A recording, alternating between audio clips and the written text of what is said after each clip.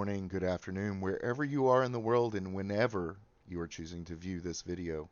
Welcome to episode 3 of Just the Tip. I am StoryMan-Jack.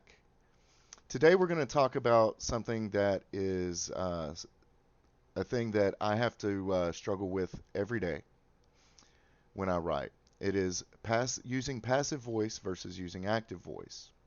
This particular tip, like I said, is one I need to listen to myself most closely. Here's the rule.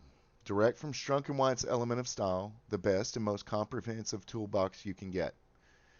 I will link the Amazon listing for this below, and remember, it is a very inexpensive little book, and it is a very small book. Use active voice. The active voice is usually more direct and vigorous than the passive. For example, I shall always remember the first visit to Boston. Always sounds much better than my first visit to Boston will always be remembered by me. The latter sentence is not direct or concise, nor will it stand out in the reader's mind. It is important to remember, however, every rule does have exceptions. Sometimes passive voice is not only appropriate, but useful. Here's how you can determine the difference.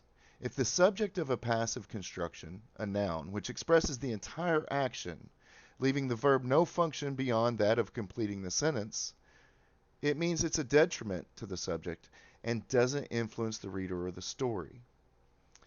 So, my hypothesis, theory, or opinion of this passive voice is this, and it is at the heart of my own feelings of the subject. Passive voice tends to sound more intellectual to our own ears than active voice does. But consider the following. Sounding more intellectual does nothing but make you appear arrogant and preachy about whatever the through lines ends up being in your story. And it becomes that detriment to the entire story. Let me explain. Sometimes when we write a story, even if we're just writing it to entertain, oh, this sounds cool, let me write a story about it. Because of the nature of telling stories, there's always a moral, there's always a point. It's the nature of a complete story. It has nothing to do with what you're trying to preach, it just comes out in the tale.